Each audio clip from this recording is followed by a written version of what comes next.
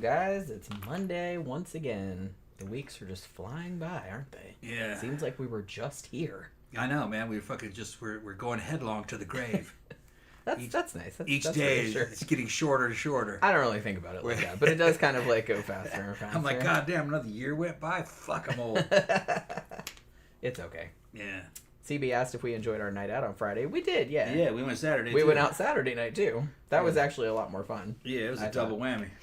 Yeah, so... I still haven't totally recovered from it. Yeah, Tom slept till like 1 in the afternoon on Sunday. Yeah. I didn't. I got up at like 10:30. Fucking sleeping. I was just like... Yeah, and it fucked up my sleeping, too. Yeah, it did. And but yeah, it was fun. We had a good time. If we have time at the end of the movie review, I want to bring up that weird thing that happened like at the fucking club on Saturday. You know, you know what I'm talking about. I know what you're talking about, what that dude wanted. Yeah, we'll talk about that because I want to take a poll of like if people think it's weird or not. Because I thought it was pretty weird. Like I didn't think it was that weird when you first talked about it. The more I thought about it, I was like, no, that's Jen saw it happen. Yeah, I did. Yeah. All right, so many of you guys recommended Roadgames, and like I said, I've been wanting to see this movie I thought I had already seen it, but when we watched it, I was like, I don't think I saw this. Like, I'm pretty sure, I don't remember anything about it. I think I've seen it. If I saw it, it was so long ago that I don't remember anything about it. This came out in 1981.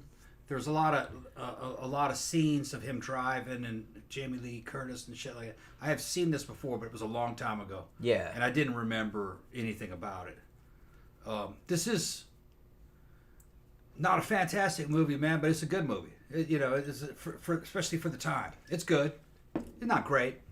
Better than okay. Just good. Yeah. This is one of those movies that, like, I actually quite enjoyed it while I was watching it, but I think I liked it the more I thought about it. Yeah. You know what I mean? Like, when I thought about it overnight and, like, today and stuff. And the thing about it, like, the guy that directed this came out in 1981. It's an Australian film. And it was directed by Richard Franklin.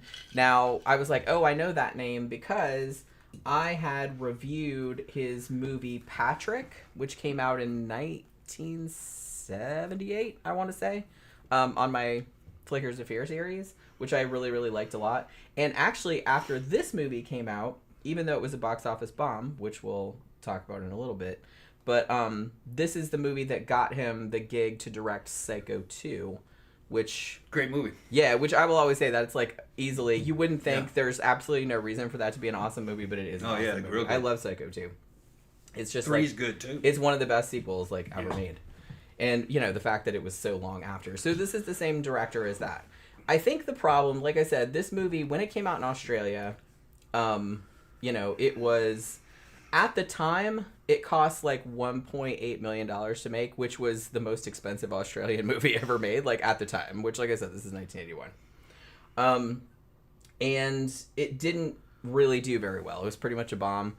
It got released in the United States and was also kind of a bomb over here. I think the issue was that it was marketed as a slasher film. Yeah, that's not what it is. And it's not a slasher film. And I think, Jamie Lee Curtis being in it and stuff like that, people got... I mean, she had just been in Halloween, and I don't know if Prom Night... Because Prom Night came out and Terror Train came out in 81 too, but I don't know if it was before or after this. So people still associated her with, like, slasher films or horror films. I would call this... It's a horror-adjacent film, for sure. But I would call it more a thriller. Yeah. To me, it's like... Imagine if Mad Max 1 was about a dude who driving a truck out in the outback, and it's kind of like Duel, and he's kind of like the movie Duel in a way. Some of it reminded me of that. There's some truck on car action and truck, but it has some comedy in it, and this truck driver is tracking down a suspected serial killer. He thinks he's on the trail of a serial killer. And it just, weird shit happens. He tries to stop it. Jamie Lee Curtis gets involved in it. She's playing basically kind of like a young hitchhiker / runaway, but not really. She's more like an adventurer. Yeah, because she's kind of more upper class, I guess. Yeah, she's got money. Yeah, because she's like the... You find out later she's like the daughter of a diplomat. Yeah, she's rich. She's just kind of running around. She's just having fun. Looking for adventure. Yeah. But there's something about the tone of the movie. It kind of reminded me a lot, because it's Australian and it's early '80s and it's a road movie. It has some action in it. It did kind of have a feeling cross between Mad Max 1 and Duel. but it also kind of reminded me. Remember the Hitcher? Yeah. Kind of like that too. It's not as hardcore. Not as hardcore. When I was watching this movie, I was going, boy, this kind of reminds me. I want to see that other movie, The Silent Earth, because it kind of reminded me of The that. Quiet Earth. Yeah. The Quiet Earth, which we reviewed a while back. Yeah, it was a science fiction movie. Yeah, it was pretty cool. And a scientist wakes up and he's on the Earth and there's nobody. Everybody's gone. Turns out he's in another dimension. But it's a pretty cool flick. But I think that one was also Australian, wasn't it? Or was it New Zealand? If I remember correctly. It was either Australian or New Zealand. Yeah, good flick. But yeah, this one.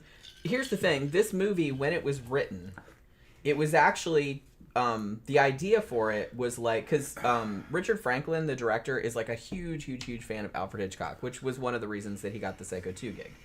And this movie is actually very Hitchcockian, like even the way that it's shot, like the way the way the shots are set up, the way it's edited, the way that there's kind of some humor in it is very Hitchcockian. And so the guy that wrote the screenplay actually intended it to be Rear Window, but in a truck, like on the highway. Yeah. So if you watch it through that lens, it becomes very obvious that that's what they're doing.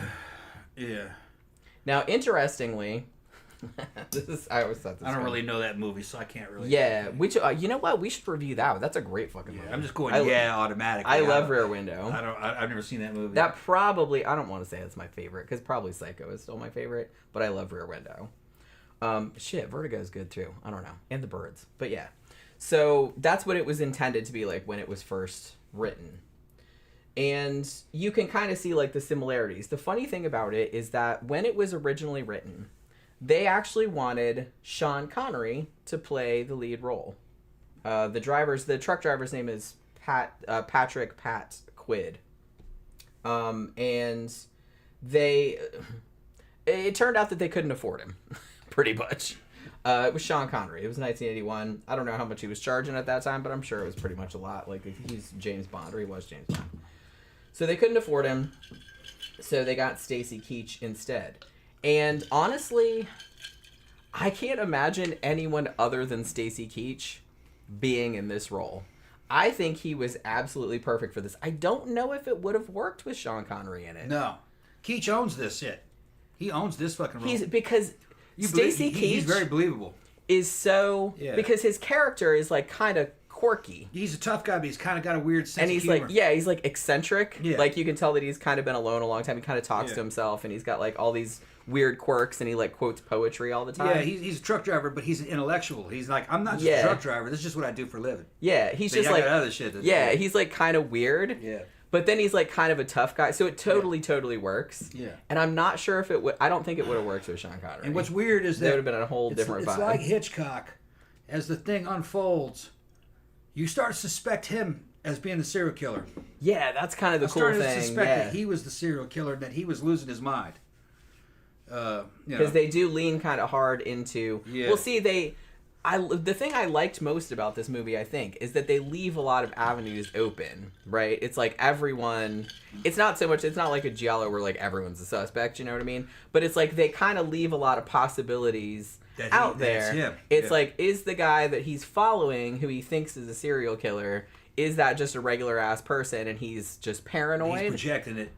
Is he actually the serial killer and he's like forgetting? Because they do kind of lean hard into like, man, I really need some sleep, and he's hallucinating and all this other kind of stuff because he's really tired. And then like when he picks up Jamie Lee Curtis, it's like, is she the serial killer? Is she in league with the serial killer? Like they kind of go with that angle too. So it's like you don't really know what's going on until the end, and I kind of like that ambiguity where you're really not sure, because we were sitting there watching it and he's like, he's gonna turn out to be the serial killer, isn't he? Because it's like they're kind of leaning really hard into like, one of the weird things about this flick, because I halfway expected this shit to go on, they had Jamie Lee Curtis in this movie.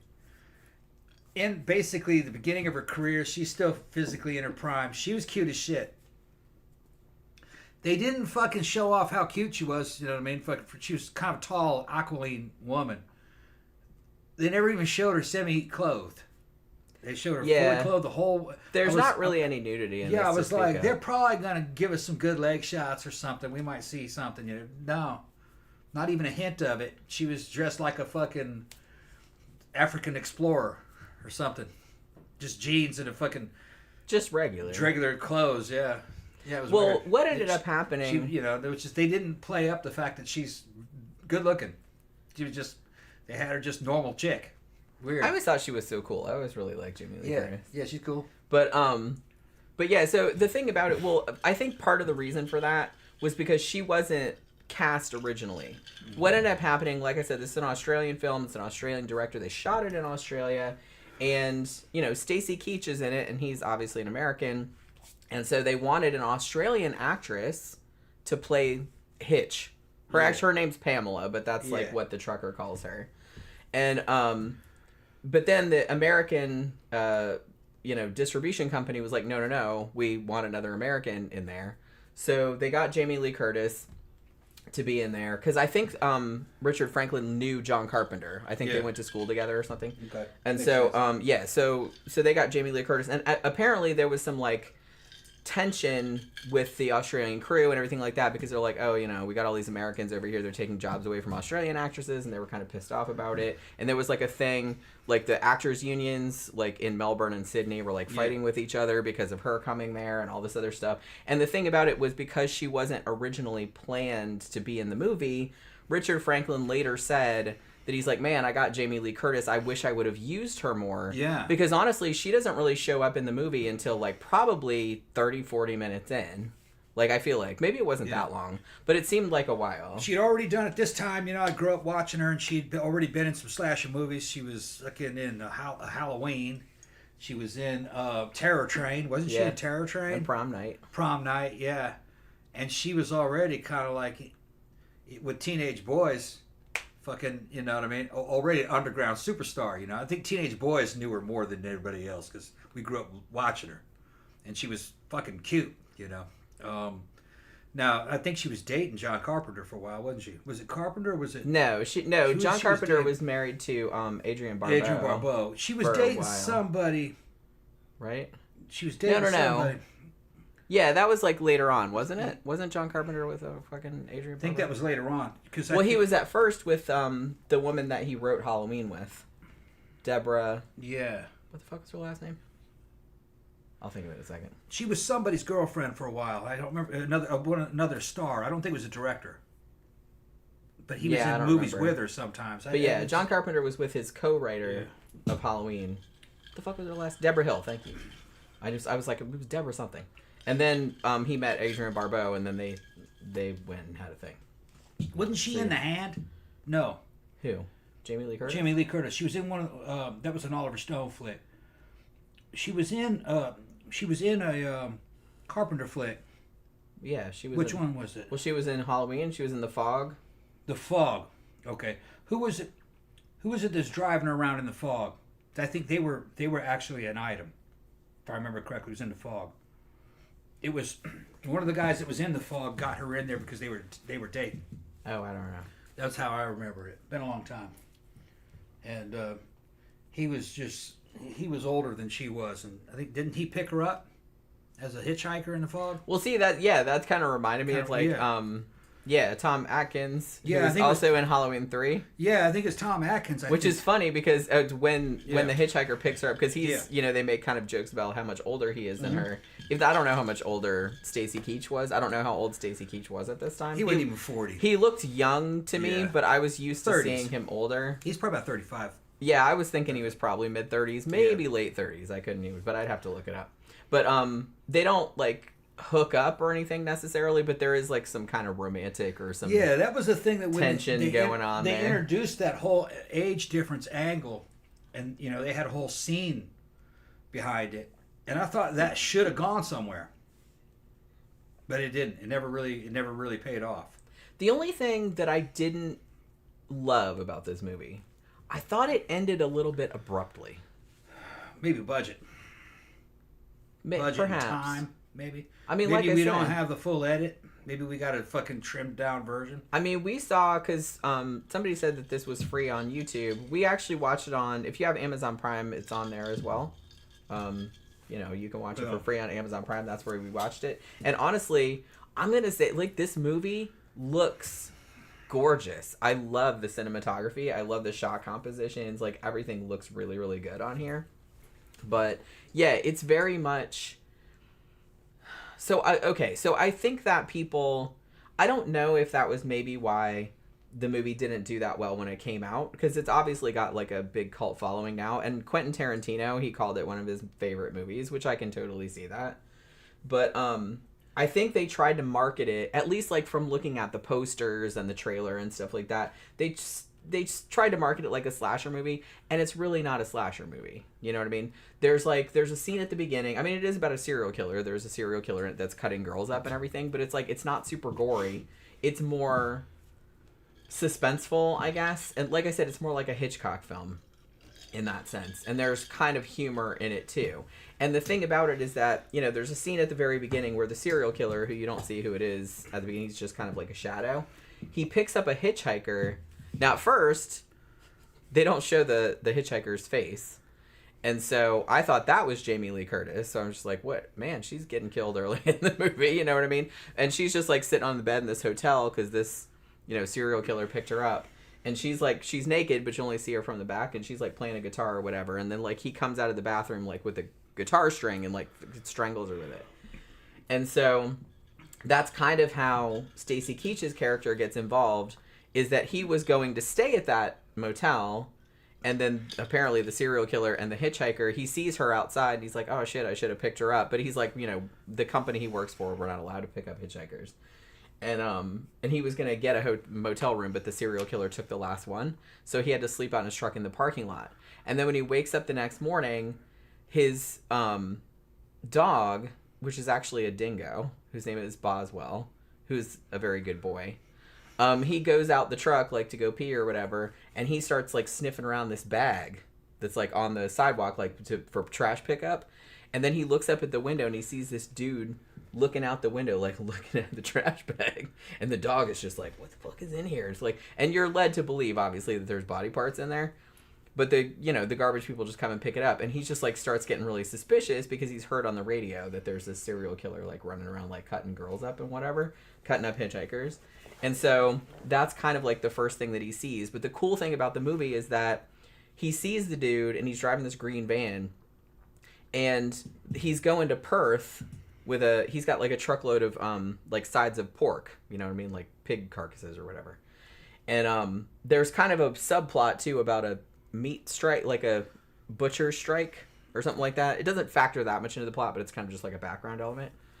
And so he's driving to Perth, which I guess, I don't know how many miles it is, but it's taken him like a little while to get there. And he keeps like seeing the same people on the road, including this dude in the green van, who he is sure is a serial killer. Because I'm assuming that this is the only road. Because I saw like a couple reviews and people were like, why does he keep like running into the same people? And I was like, I'm pretty sure that's the only highway. I mean, it's like the middle of the outback or something. I mean, it's Australia. You think there wouldn't be very many roads? That's what I'm saying. Yeah. It's like, I think that was like the major highway going from that place to Perth, you know what I mean? So it's like, so obviously you're going to pass the same people. Yeah. Like on the same thing, because he sees, you know, the first lady he picks up, well, he doesn't really mean to pick her up, but she's kind of like the wife. She was the wife of the dude who the country was blaming for the butcher strike, right? So it's like she was like, oh, we're getting death threats and all this. So there was like a little bit of a conspiracy element in there too, but that doesn't really, you know, factor too much into it. But that's like just another little thing that they throw in there. And she basically like forces him to pick her up because she gets left behind by her husband because she's like a nagging harpy, I guess.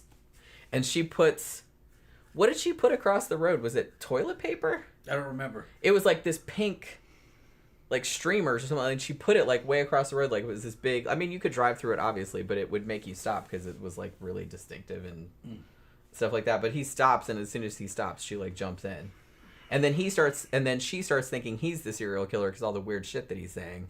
So that's kind of the first thing that sets up the thing that maybe he's the serial killer, and then they kind of lean into that a little bit too. And then later on, when he picks up Jamie Lee Curtis, for a second, I thought she might end up being the serial killer. I'm like, that would be pretty awesome if they did that. But, you know, spoiler alert for a movie from 1981. She does not end up being the serial killer. But for a little while, it does look like They make it look like she's working with the serial killer, though. You know what I mean? Because she gets kidnapped by him at some point. And then he's still, like, chasing her. Like, chasing the van. And then he's like, oh, well, maybe they're just, like, working together. And fuck that bitch and whatever. You know what I mean? Yeah, Phantom said it's pretty obvious the killer was tipping the cops that Stacy Keach was the killer. Yeah, because he was... The killer knew this dude was following him. And so he was kind of trying to set it up. Because then he, like, planted some shit in the truck. Which you actually... which is kind of cool because they kind of imply that happened. But then you don't really find out what that was all about until, like, the very, very end. You know what I mean? Which I thought was, like, kind of cool. But like I said, they set up, like, all these different angles where pretty much everything that he sees that he thinks that this serial killer is doing, like, has plausible deniability. Like, he could just be imagining it, right? Because the first thing he sees, oh, there's just a bag on the sidewalk and the dog is really, you know, worrying about it, like, and trying to get in there, and then, like, the dude's, like, peeking out the window, like, looking at it. He's like, that's pretty weird, like, somebody at 5 a.m. checking to see if they're coming to get the garbage. And then so... Yeah, I'll put some ice in it for you. Okay. And so the fact that he thinks that at first kind of sets him off on this dude in the green van is a serial killer, so he just kind of starts following him. And then, like, everything that he sees subsequently just kind of reinforces that idea. But I like that they kind of leave it open because everything you see, too, could be kind of innocuous. Maybe. Although when he's with the harpy woman, who I think he calls Frida, thank you. I'm not sure what her real name is, but that's what she's credited as. They see the dude, and he parked the van, like, just on the side of the road, like, in the middle of nowhere, and he's, like, digging a hole. And they're like, okay, who the fuck is digging a hole, like, out in the middle of nowhere? Like, he's obviously dumping some body parts, right? And then he sees, like, this cooler, and he's like, there's got to be fucking body parts. There's a head in there or something like that. And he's, like, out here burying these bodies. And so he's, like, watching the dude, but that's when the serial killer sees him watching him. So then it becomes kind of a cat and mouse type of thing.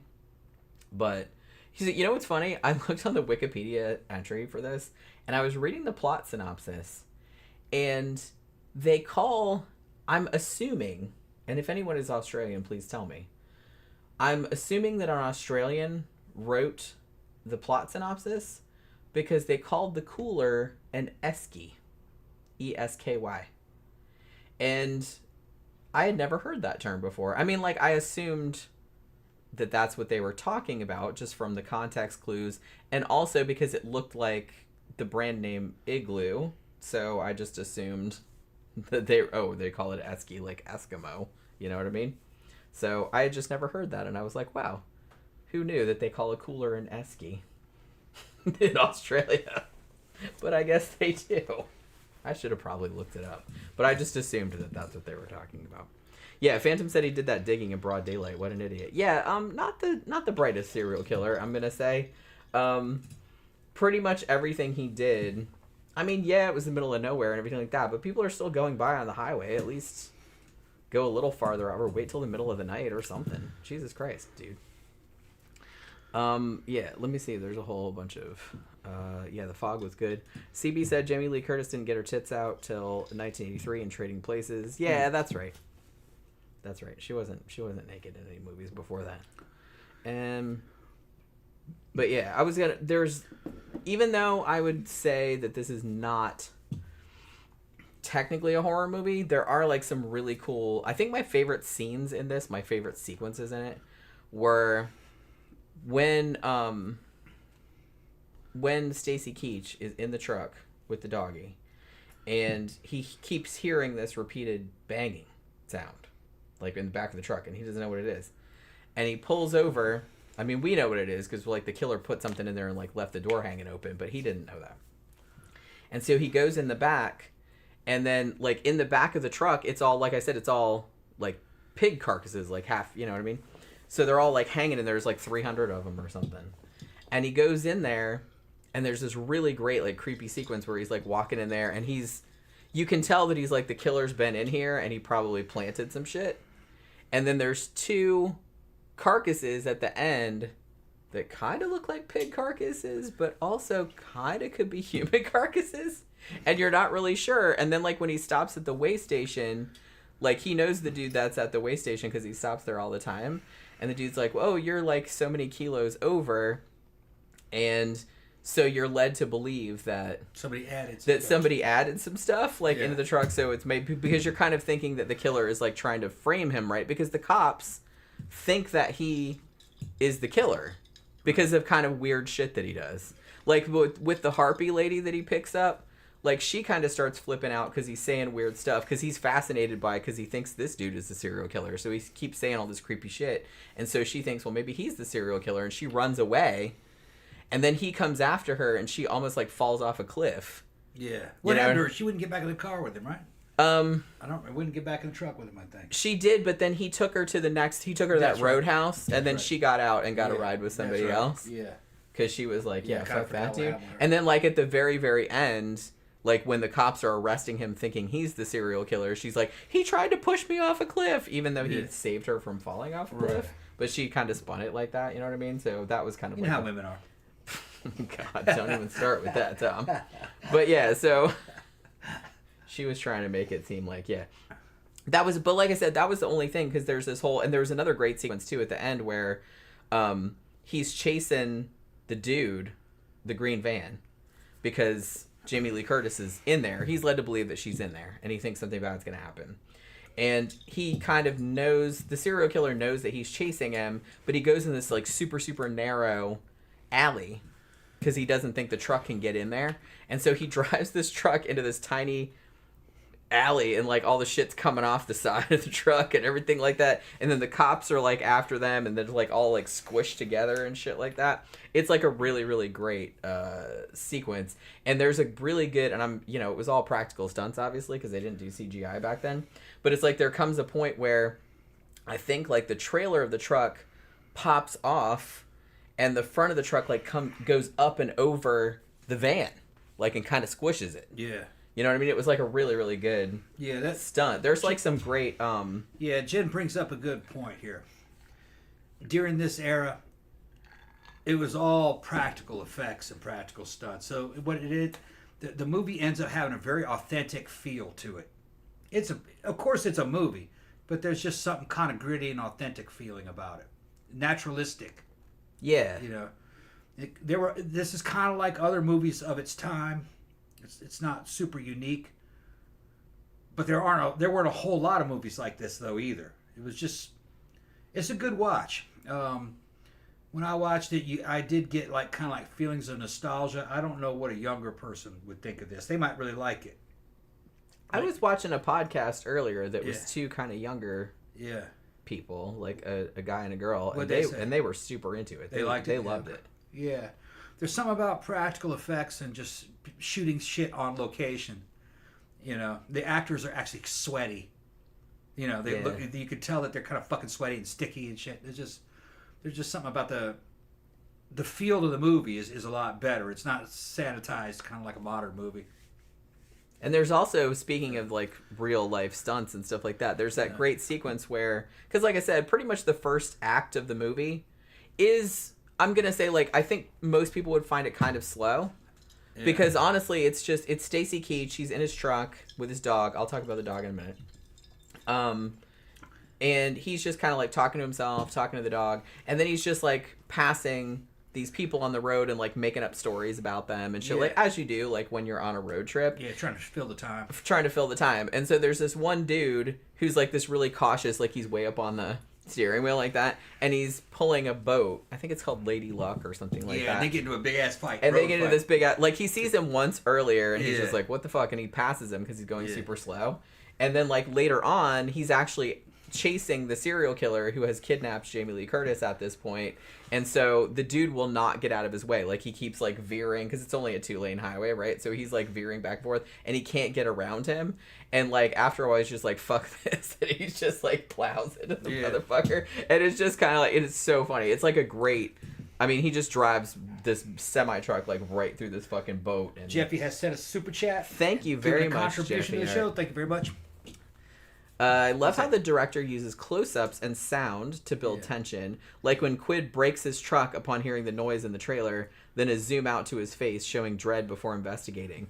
You know what's crazy is I was thinking to myself that this movie has a lot of shots. Remember how I always said that, like, the one thing that I liked about Stanley Kubrick's films in particular is that he always shows, like, he doesn't show the horror right away. He shows the person reacting to it for a while, like, before he shows you what it is that they're looking at. Yeah. And this movie kind of does that, too.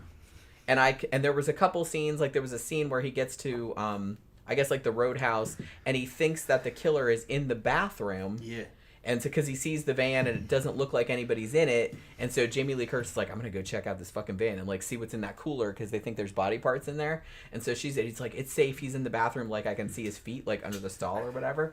And it's like, so the way that he looks, like before you even know that the van is over there, he comes around the corner and there's just like this look on his face of like, holy shit, and like, but they don't show you what it is for a long time. And it's like, I really like the way they shot it like that. I liked the scene Jamie Lee Curtis playing Hitch.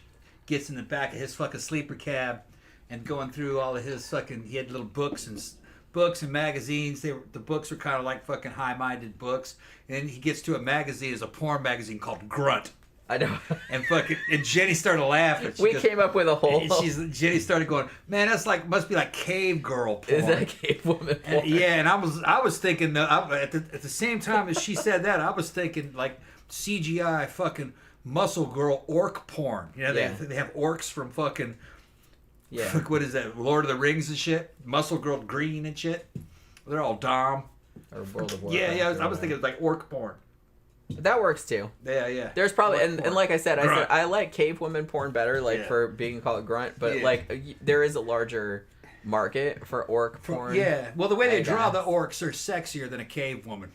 That's true. Well, you could draw a sexy cave woman too. The orcs had armor and shit, fucking sexier outfits, and they were actually in good shape. They weren't ugly either. Or it could be gay caveman porn. Gay caveman porn. Well, we gotta talk to fucking. I'm just saying that we saw a magazine in there. Toby's probably know all about gay caveman porn. And I was like, what kind of porn is that? I was like, is that cave woman porn? Gay caveman. Because I kind of want to see that. Yes, Fred and Barney. Fred and Barney getting it on. Look it up. There's porn of it. I guarantee it. I guarantee it. Oh, hell yeah. I guarantee it. There's probably like whole orgy porn with the whole family. With Fred, Barney, Wilma, and Betty. Yeah, I can find it. And there's Dino. one that comes to mind, actually. And Dino, I'm sure, is in there. Yeah, too. Dino's in there. And the Great Gazoo. Yeah. Or whatever his fucking name is. In that one, fucking Dino's tearing up fucking Betty. Yeah. Wait, you've seen that one? Yeah, I've seen one like that. Yeah. Dino was tearing up Betty and fucking. I love it. What was Fred's wife's name? Wilma. Wilma's like, oh yeah, I got him trained. Just snap your fingers and fucking do all kinds of weird shit. Dino, and then they go. Then fucking Fred and Barney go to the fucking strip club, and it turns out that Wilma and Betty were working in there, fucking undercover. And they were having a fucking, what do you call it? A bachelor party for Bam Bam. He was marrying Pebbles. And they... Hopefully he wasn't hired still a baby. They hired a whole gaggle of the strippers, and two of them were fucking Wilma and Betty. And fucking Bam Bam's running through all of them, and she's like, no, because he was getting ready to, That's get your his mom. Yeah, his mom. And they had the masks He's like, on. I don't care. She's like, shh, don't say anything. They'll find out they got the masks on. Yeah. I'll show it to you. Yeah, I kind of want to see that. It's good, yeah, and it looks just like, and it is drawn exactly like it. I kind of want to see that. Yeah, what a time to be alive, you know what I mean? Yeah. I don't know. I know it's kind of fucked up, but it's like that kind of stuff it kind of makes me happy. I don't know why. And then they had a crossover with the Jetsons and the Flintstones fucking getting down. Well, yeah. Yeah. You know they had, Yeah, that was like episode 3. Right. Phantom said, oh my god, I'm glad you brought this up. Said it was pretty horrific to see the dingo go flying forward into the dashboard when he hit the brakes to pick up that redheaded hitchhiker. Yeah, I was like, there's no way they could have done that with special effects, right? Because, like, yeah, when he hit the brakes on the train, the dog just goes, and I was just like, oh no. Well, okay. Dogs are tough, though. So as soon as the dog's name is Boswell, by the way, or Boz, and he's a very good boy, like I said, and so they make a big deal about him being a dingo, which, like I said, in in Australia, I guess people were not super jazzed about dingoes. So the fact that he had one as a pet, people always kind of like looked askance. But then like at the end, because he made this big thing about dingoes, they don't bark and all this other kind of stuff. But then he barked at the end, so I'm assuming he was really a dog. But whatever. I mean, a dingo is kind of a dog too. But so he's in the truck the whole time. Now, as soon as this dog is introduced in the movie, you know, my horror movie Spidey senses, you know, like, kind of, because my stomach drops because I'm like, oh shit, something bad's gonna happen to this dog. And I even said, like, before the movie started, as soon as the dog was introduced, nothing bad better happen to that fucking dog because I'm gonna be really upset. Because look, we just did single white female last week and something very bad happens to that puppy, and I'm still a little salty about it. So I will say, spoiler alert, the dog is fine. Now, the dog does get assaulted at one point. Like, doesn't the serial killer, like, whack him in the head or some shit like that? And he's hurt, but he's fine. He's okay. Like, they don't show the injury. They don't show it happening. They don't show him kicking him or nothing like that. He's just, like, curled up in the back of the truck, and he's like, what happened to you, buddy? And it's, like, and his head's kind of messed up. But the dog is fine. Like, the dog doesn't die. It's safe. It's safe to watch it. Because I was actually kind of worried about that something bad would happen to the dog, but it doesn't. Because nowadays, they introduce a dog or a cat into a horror movie, there's absolutely something really bad. What if they have dingoes in the U.S.? Can you get your hands on one? Probably. I would imagine you probably can. You can get your hands on anything if you want. What's really the difference between... I don't think there's a difference. I mean, a dingo is just essentially like a wild dog. I think it's a spirit. I think it was a breed of dog that got released into the wild in Australia. And I'm not sure how wild they are. They're probably just... People probably have them. I don't know. I thought... If we have any Australians, they could drop in. Yeah, I mean, I thought Boswell was like a really good character. I mean, he was right there helping out as much as a dog can help out. You know, a dingo's probably basically an Australian mutt, probably all it is. Yeah, I mean, don't they? I mean, probably back in 1981, didn't they consider them like not like vermin almost? Yeah, like vermin. Well, yeah. I mean, honestly, don't they still consider kangaroo like vermin because the motherfuckers are everywhere? I don't know. I saw some guy that ran into a fucking kangaroo and his face was all crushed and they were trying to capture it to get it some kind of help. I mean, its face was just fucking crushed in it because the car hit it. They were trying to catch it. Ugh. Poor thing was fucking jumping around like fucking crazy with a crushed in face. Like, I know that, like, some... There was a lot of them, though, you know what I mean? The Mississippian says, no, man, the best thing to do is just put that animal out. I know. But, you know. But I don't want to be the one to do it, because I'm too soft-hearted to do that kind of stuff. I could do it to a person, probably, but I don't think I could do it to an animal. No, I see a badly damaged animal. My first instinct is to put that animal out. I know you should, but it's like, I have a hard time. Because they just die miserably. Remember when that fucking deer was running around inside with its fucking one leg just flopping and gangrene and shit back at the old place? Yeah. And I fucking asked animal control if I could just shoot that thing. It says, no, not in the city limits. And I says, I got shit, you know, nobody would know. Like, no, don't do it.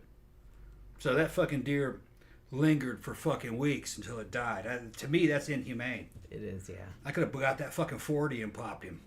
Yeah, because it was in our backyard. In the backyard, yeah. And we felt they wouldn't let me do it. Well, like I said, it's not super safe. Yeah, and the law would be on me. Around. Yeah. I wouldn't be able to get away with it, probably.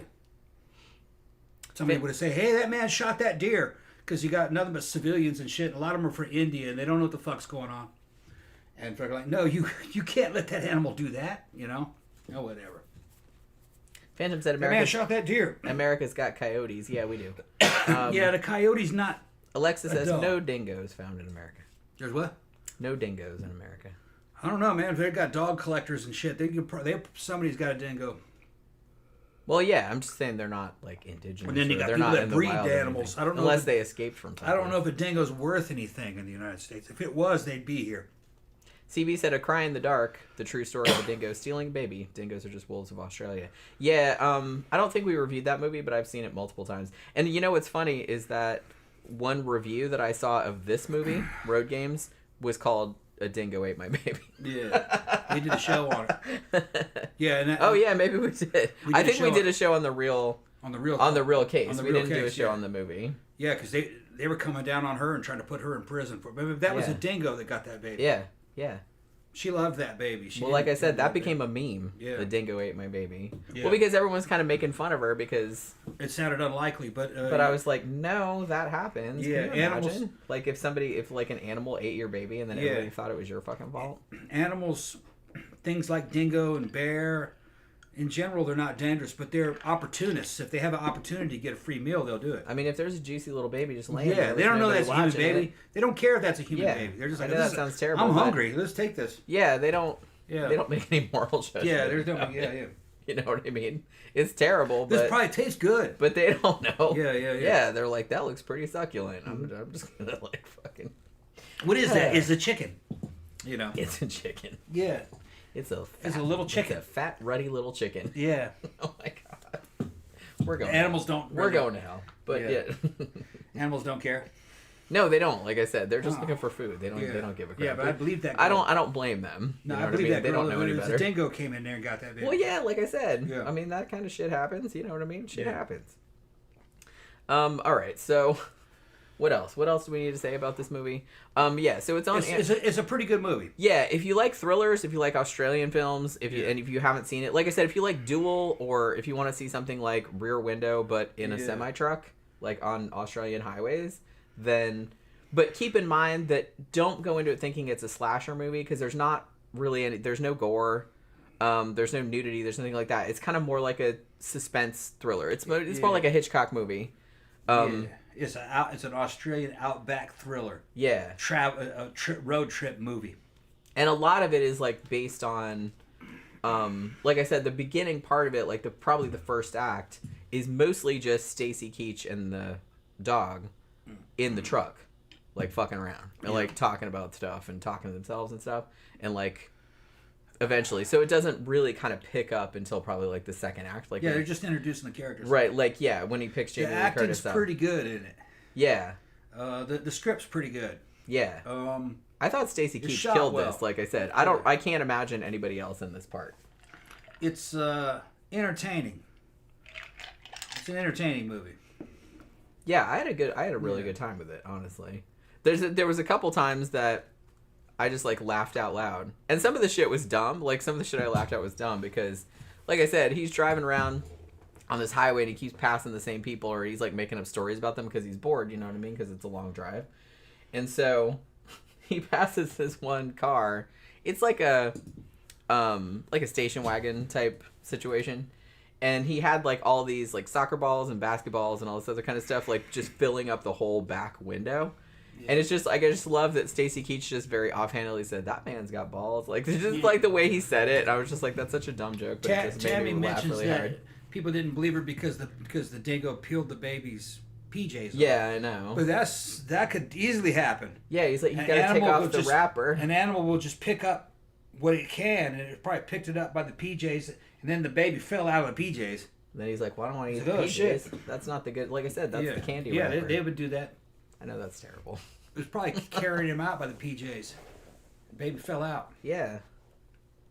Which is, that's horrible to think about. Like, but like I said, you can't blame the animal. He doesn't know any better. He's just like, hey, free food. Yeah. But I've seen animals do that kind of stuff before. You know, they don't want to fucking bite into it. They'll pick up a little bit of something's hair and carry it. Yeah. They carried it by something small. She probably was carrying it by the PJs. Yeah. And the baby fell out of the PJs. She dropped the PJs and fucking just grabbed the baby by the fucking leg and bit into it. Yeah. Ran off with it. Yeah. I know. I remember when we did that show, I was like, God damn it. Like I said, I don't blame the animal. And I don't blame her. It's like, you know what I mean? It was just a shitty thing that happened. Yeah. It was just nature, you know what I mean? You couldn't... They'll take It's no one's fault. Yeah, they'll just get a free meal. It's just a free meal. Yeah. They don't make the connection about being human or anything. They're just... Yeah, they just, like I said, they just see like a succulent little morsel. Yeah, for all they know, that's a chicken. They're not guarded. They don't... Yeah. For all they know, it's just laying there. It's not running away. Yeah. It's like, I'm just going to take it. Yeah, let's eat this. Yeah, let's just eat this. Like I said, you can't blame them. Phantom says birds of prey have been known to try and fly off with human infants. Yeah, I've seen that. Well, and sometimes they pick up kitties and puppies also. Yeah. So I was always kind of worried about that. Like I said, when we used to at the old house where you let Pookie go outside, because the backyard was more contained. It's like a golf course. You could go into the neighbors' yards, but you couldn't go out, like past, because there was like a big You couldn't fence. leave. It's an enclosed community. But Yeah, could you just couldn't walk like right get outside. out past the fence. Yeah. But she could go into like the neighbor's But backyard. bears would come over the fence and they'd fucking knock holes and things. And we had a little pond, and Pookie would run down the pond and fucking walk around the pond and look in the water. So I had to be careful there was no alligators in there, because they could get in there. Yeah. But I could spotlight her. I could see her eyes fucking. And it wasn't a big pond. No, a little one. It was just and like it a wasn't little deep. baby. It was only 3 feet deep. Yeah, it was like a it's like a big puddle, really. Yeah. But yeah, It was a drainage pond. But honestly, I'm just happy. I wouldn't let her go outside at this house because we don't have a fence. It's just open. Yeah. But thankfully, I mean, since we moved here, there's dogs next door. Yeah, they don't. They're in a fence, but they bark like, you know, if she comes out. So it's like she's scared. None of the them. cats want to go out except Beige. Beijing will go out, but she doesn't go far. She just sits on the porch. She just sits on the back porch and like. I mean, she's older. All right, so go ahead and tell them what happened fucking at the club. All right, but yeah, this is a good movie. If you haven't seen it, like I said, it's one of Quentin Tarantino's favorite movies. If you like Duel and that kind of stuff, then you'd probably really dig it. Okay, so apropos of nothing. Yeah, this is some funny as shit. a sidetrack, because I couldn't wait. I didn't want to wait till Friday. Yeah. I wanted to get people's opinions on how weird this is. So we went out Friday night. It was fine. Like the music was kind of sucky. I didn't really dance that much, but it was fun. Like, you know what I mean? We had a good time. Saturday night we went to Barbarella, which is always a good time. I danced my ass off. I was like super tired the next day. It's an older crowd. Yeah, and we stayed till closing. Honestly, Yeah. we stayed till like 2 or 2:30 or whatever it was. It's real safe there. Yeah, It's not open to the public, really. Yeah. So we're there, and I'm out dancing. I don't remember what song it was. And Tom was over standing by the edge of the dance floor. Like, it's probably like 10 feet away, maybe. Yeah. Yeah. And I'm kind of dancing, like, you know, and I kind of go off in my own little world or whatever. And I glance over, and he's talking to this dude, like, in a white baseball cap. Was it backwards? I think it might have been. I think it was backwards. Yeah, he looked like So I was just kind of like, okay. Yeah. So, you know what I mean? It's not to be so I'm sitting not there. to be snotty, but Yeah, Jed doesn't know what's going on, but I'm listening. yeah, and I saw Tom gesturing toward me. Yeah. And then I was just kind of like, I wonder what's going on over there. But then I was just like, Yeah. whatever. It's a good song, and I was just dancing, so I wasn't worried about it. This dude comes up to me and he goes, "Say, hey man, how you doing?" He shakes my hand and he tells me what his name is, and he goes, "Look, you look cool and everything, and I thought maybe you could do me a favor, cause the way you look and shit." And I said, and he says, I'm here. We're here with a girl. Yeah, he was there with like a group of like people. it was like 5 people or something. Yeah. And my friend's in there, and it's her birthday today. I thought maybe you could go over there and wish her a happy birthday. And I was like, what? And he's like, yeah, I thought, the way you look and everything, you could go wish her a happy birthday. She'd love that. And I went, and I looked at Jen, and I went, Jen was dancing, and I said, I don't really think my wife would like that. And he goes, oh, yeah. Oh, Like yeah, it I never respect that. I occurred didn't to think him. of that. Yeah, I respect that.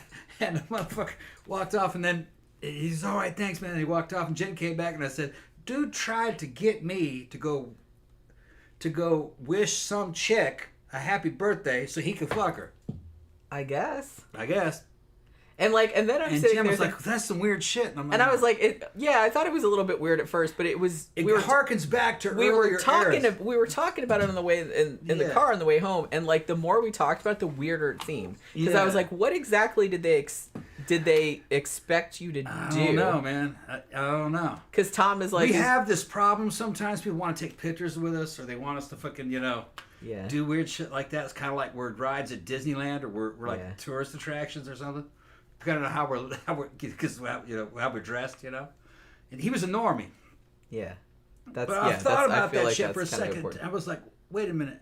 If the genders were all reversed, he's basically, if I was a chick, he's basically asking me to go give his friend a fucking lap dance. That's what he said in the car. And I said, no, I don't think my wife would like that. Yeah, because I was like I said, at first I was just kind of like, well, if all he wanted was you to go over there and go, hey, happy birthday, chick, whoever the fuck you are. Yeah, whoever the fuck you are, yeah. All that, but I was like, I have a sense that maybe he wanted more than that. And then, like, when you made that analogy, yeah, I was just kind of like, oh, yeah. I was like, what, did they want you to come over, like, you know, like... this is my boy's birthday. I thought maybe you could go over there and give him a lap dance. That would be, that. If I was a chick, that's what he would have said.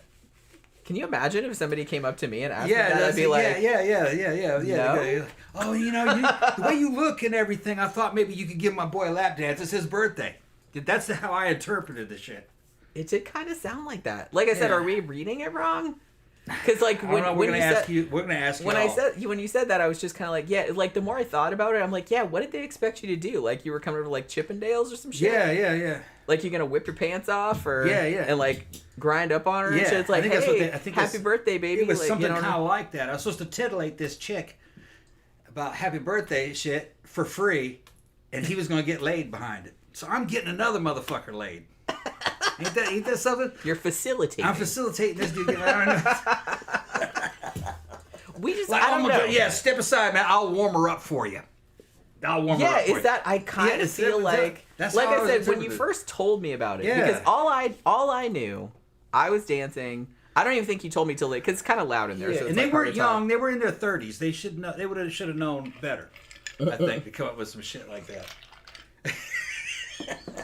So it's like, so I don't even think you told me what he said until later on. Yeah. Because literally all I saw, because I was dancing and I just, like I said, I bliss out when I'm dancing. I'm just like not really paying attention. Like I pay enough attention to not run into other people, but that's about it.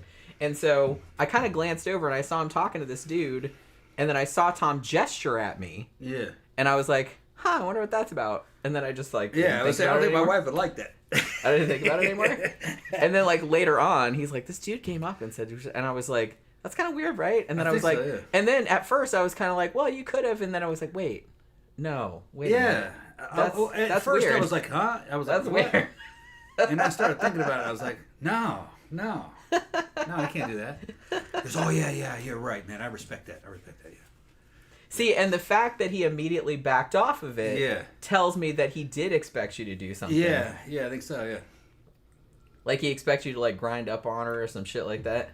I don't fucking know. I don't know. I don't know what he was because the expecting. way I looked. That's what I mean. I think he was expecting you to be like free Chippendales. Yeah, I think that's what it was. Is now that I'm thinking about it. Yeah, we have this problem sometimes that with normies when we go to clubs that they're not real fucking. They're not real. This was not a goth night. This was a new wave night. Yeah, it's new wave 80s, 90s. You have some goth people there. Yeah, old school goth people that are there. But the goth people that go there, they're 40 plus. Yeah, they're our age. And it's mostly girls. They look great. I got some. They goth women, if they keep their shit together, can age pretty well. And they're in their 40s and early 50s, and younger guys are fucking coming after them, and the older guys they just trying to eat them up. But for some reason, normies think we're some kind of staff and hired to show up for their amusement, and that we're kind of like furniture or decorations or tourist attractions.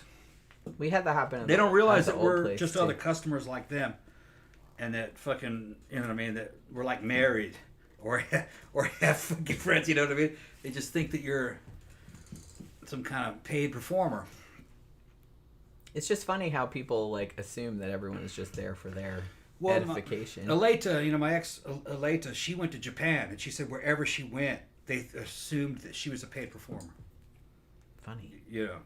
I've showed pictures of her. Yeah. And the guy says, "Are you a geisha?" And which is, "Are you a hooker?" And he's like, "No." Right. But they're just gonna assume that. But yeah, I mean, that's weird, right? But what are they saying? I thought it was weird. I thought it was weird. Phantom says maybe he was using you as some kind of inside joke amongst the group, but that's weird. No. And then Tammy said just a gigolo. Yeah. No, it wasn't an inside joke because they were older, and they were like having a good time in there, and they were actually dancing and shit. Couldn't dance with the shit though. They couldn't dance with the shit, but they were just no. No rhythm. No. The way you approached it was just totally serious. Yeah. Yeah. Which makes it... And he was smaller than me. I'd have beat his ass. You know. So, no, I don't... Yeah, he wasn't like... He wasn't me. a dick or anything. No, I wasn't a dick. Evidently. Like I said, I'm just going by what Tom told me. I didn't... All I saw was like the two of them for a second. And I didn't know they're not going to come at me sideways. Well, no, because you fuck punch their face in. Yeah. And like I said, it's like that... The reason I like going there is because you don't have problems like this. Yeah. Yeah. Like, we used to get... I mean, Barbarella, which used to be an independent bar, used to be downtown. Like, at the busiest intersection in downtown Orlando. So it's like, it was mostly safe, but every now and then you get people like this just like wandering in off the street because it's right there, like where all the other clubs are. So you'd get people wandering in and be like, hey, can we take a picture of you? And hey, we want to hang out with you. And I'll send them, we don't know who the fuck they are. And it's really they want to put you on Instagram and shit. And yeah, it's like really irritating. It's like, look, I'm slumming with the weirdos, you know, it's like that kind of thing. So, so we'd get that sometimes. But this place... It caters to people like us. Actually. It's so remote. Yeah. And so not anywhere. It's like I said, it's in warehouse district. Everything is closed around it. There's nothing around there. All that's open is a liquor store. That's pretty much all scenesters. Yeah. And people that have been coming to Barbarella's for decades. It's changed locations. Yeah. But some of these people have been going there for fucking 20, 30 years. Oh, yeah. So it's like, it's pretty much all everybody people that know each other or know somebody that knows that person. Yeah, it's damn near a private club. Yeah. But you do get, like, some people have managed to find it. Yeah, and they come in, they're like, what the fuck is this? Yeah. And honestly, 99% of the people in there are, like, super well behaved. I've never had anybody grope me in there. I've never had anybody, like, nothing. I would take my, I leave my purse in the car, but I could take my purse in there. People leave their purses, their drinks, nothing like that, and no one ever bothers anything. You can BYOB, too. Yeah, you can bring a flask. Yeah, they don't really care. They don't give a shit. John doesn't make money on that really. He's already rich. He's already rich. He just runs it because he loves it. Yeah, he's an old DJ who's became a millionaire. He's got a fucking badass car collection and shit. He's got like brand other new businesses. Corvettes and everything. So he doesn't really need to make any money. It's just for his friends and his old customers from over the decades. Because everyone was so bummed out when it closed downtown. So he's like, okay, well, I'll just open it up in this building and you guys just come. And he's like, he told us, he's like, I don't give a shit if I make any money on it or not. Yeah, he does. He says, surprisingly, I make money on this, though. Well, I was going to say, he probably does. But he's like, I don't need to. He didn't plan on it. He just does it. Yeah. It's just Saturday nights and Friday nights once a month for Memento Mori. Yeah. And if it's a holiday, like on Monday, he'll do a Sunday night too. Yeah. But he doesn't do every night. It's just a couple nights a week. But yeah, so I don't know. Tammy said maybe she liked you and wanted to meet you, and he was sent over to try and get you to talk to her. That could have been. Yeah, that seems like makes the most sense. That could have been. They didn't know that I was married. Yeah. Yeah. Because they didn't know who we were. Yeah. And me and Jen will stand next to each other and fucking hang out and everything, but we're not super lovey-dovey, you know. And not usually. So they don't necessarily know, you know what I mean? And the thing is that most of the time when we're dancing, we'll dance next to each other, but not so much together. It's just goths don't really kind of do that all the time, you know. Normies will do all kind of dirty dancing and shit on it. Goths are all solo. They're going to dance solo. They're like, get out of my way, bitch. I got my own thing going on. You know what I mean? You're in the way. Yeah, yeah. It's that kind of thing. But that's what's so funny is that... So they can't really decipher what the hell's happening sometimes. Right, because I kind of feel like normie clubs are just kind of like, oh, the people dance together, like in couples and stuff. Goths don't do that. Yeah. Not usually. We might do it for a song. Yeah. If the song fits that. And, like, sometimes it'll be something like, if it's, like, a cool song, like, sometimes Tom doesn't want to dance. Like, I'll be out there dancing, and, like, Toby will come and, like, dance up on me. Like, Toby will dance. For, like, 30 seconds or something like that. But it's just it might confuse people. Yeah. But normally, like I said, goth people... They don't know Toby's gay. They just, like... Yeah, one, they don't know Toby's gay. He doesn't come look off gay. He doesn't come off as gay, yeah. But yeah, so that's the thing. So most people that go there that are really into the music, they're just into the music. They just want to go out and dance. They don't really give a shit about, oh, I'm dancing with somebody or or showing off or anything like that. They're just going and dancing because that's what they're into. So it's kind of a different vibe. So maybe that's maybe what it was. She might have sent him over there. Yeah, maybe she noticed you and was like, hey, go talk to that guy and have him come over here. And yeah. We'll see. There you go. I don't remember what she looked like. What'd she look like? They're just normies. Yeah, they all kind of look the same. She was. Is that racist? Yes. She was mid-30s. I didn't just kind of medium there. build, just kind of forgettable. like I said, it's just got. I'm not being mean. It's just kind of like all the normie people kind of all look the same. They're not. I mean, they don't have any distinctive. Yeah, they're not in great shape. Features or they're not real. They don't really stick out. Or just outfits are they about the same. can't They're really kinda, dance all that good. They're about the same. They just all kind of look alike. Yeah, unfortunately, you know, in general, a lot of times, women, most, you know, don't mean to hurt anybody's feelings. Most women are fucking basic as shit. They don't, like I said, they don't really stand out. Especially once the average woman, when they hit 35, 40, they've kind of petered out. They've kind of let themselves go. They're not quite who they were at 20. But they don't realize it. And so people say, well, that's, you know, people age, that's terrible. The thing is that fucking, I'm 55, I'm fucking better now than I ever was. It's not natural, but I worked for it, you know. And same thing with Jen. We actually train to fucking look good because fucking we got egos. Just how it is. Well, and I'm not going to go out unless I can look fabulous. Yeah, we got friends that won't come out anymore because they don't look good anymore. You know, and I'm going to name them. Jen knows one of them I'm thinking of right now. Yeah. She hasn't been out in fucking decades because she gained all that damn weight. And she could lose it if she did the right thing, but they don't. Some people just say, fuck it. You know, I guess. Hey, if that's what you want to do, fine. But don't cry about it. Don't bellyache. Me and Jen can go out and fucking cut it up with the people in their 20s and hold our own. Jen looks better than 75% of those women in their 20s. Most of them are overweight. Jen fucking... Got girls coming up telling Jen how fucking cute her ass is. Remember that? I had some chick at Mannequin. Yeah, because your ass is cute as shit. Come and tell me how nice my ass was. Yeah. and she worked for that shit though. She didn't buy it. She just fucking trained and fucking... And it's still under development. Everything's under construction. A few more months, it's gonna look fucking even better. So we're gonna make a video. Yeah, we need to make some with the doll too. I mean, like I said, we're gonna make some videos. You paid all that money for that. Let's give it a couple more months because I see how the development's going, and me as your personal trainer, in a couple more months you're gonna see it fucking even more. You unveil that shit. Yeah. Yeah. CB said, "I'm amazed they didn't try to talk to Jenny." Yeah, Jen was dancing. I was dancing. Like I said, I don't really get at Barbarella. She intimidates a lot of people. Well, and everybody there knows me. Yeah. Pretty much, or knows somebody who knows me. People that don't know her are kind of like, they think that, well, she's probably gonna fucking be a bitch. Well, I probably would be, depending on how you approached. Yeah, so she... Well, if you're nice, I'll be nice to you. I'm not a snot or anything like that. Yeah. But if you come up immediately with some sideways shit, then we had friends like Imani that fucking before she knew us, she thought we were super snotty. Which we're not. No. Well, no, we're not snotty. You know, if you approach us with just respect and just be normal and shit, then we're gonna be normal too.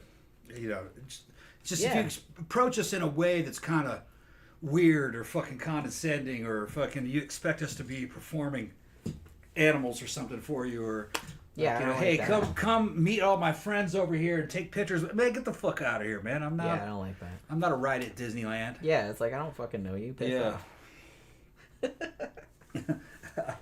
That's all. But like I said, if you just like come up and you're kind of like, because I have like people I don't know, like if they'll just come up and say it's like, oh hey, I like your ever, and then we'll start talking about like a horror movies or something like that. Then like that's cool. I'll be nice to you all day long. Yep, I've had people come up to me just, dude, man, hey man, fuck up, man, your boots are the shit, man, fucking, oh yeah, and it's just normal. Okay. Yeah, like I said, that's fine. It's just as long as it's normal. Yeah, just don't be weird and don't be like encroaching. Right. Tammy said, "Dance for me." They do that kind of shit. Like I said, we don't get it as much now that's moved to a different location because it's much harder to find, and you don't just get randos. Yeah, people from the random public would just try to get us to perform. Yeah, like remember that one guy that came up to us that one time, and he was just like would not go away. He insisted that we should meet him. That we should be friends with him. Yeah, it was weird. And I was like, dude, man, fucking, we got all kinds of other friends. We don't know you. Yeah, I'm like, I don't know you. Yeah, but how you meet new people? It says we got, dude, like you don't understand. It's like I have enough friends. We got fucking thousands of friends. Just go stand over there, man. Leave us alone.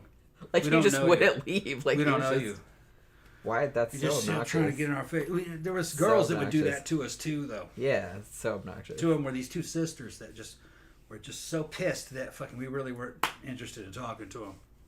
Well, they act like you're supposed to talk. Like to you're them. supposed to talk But to them. they just And they get really mad. Yeah, like, now we're looking at them. We're like, I'm like, I don't have to. We don't really know you, and I do know you a little bit, and I'm not that impressed.